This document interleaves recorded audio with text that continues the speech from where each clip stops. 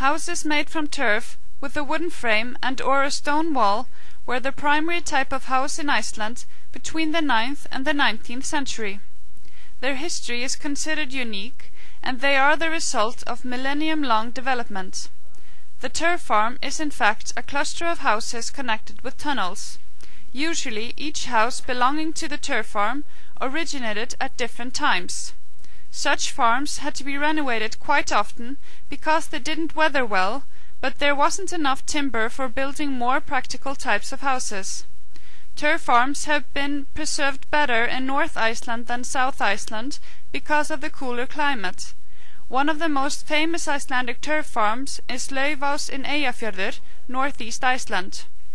Laufás is an ancient manor farm, the earliest records of a church there dating from 1047. The present church was built in 1865 and was one of the most impressive of its time. It contains a pulpit with wood carvings from 1698.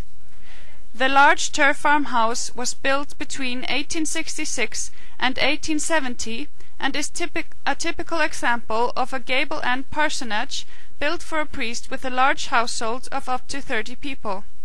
Laufás required a large team of servants because the vastness of the land belonging to the farm was rich with natural resources. The carved eider drake on one of the gables refers to the eider nesting area belonging to the property, which brought the owners considerable income. Laufás was inhabited until 1936. Since 1948 it has been administered by the National Museum of Iceland as a museum.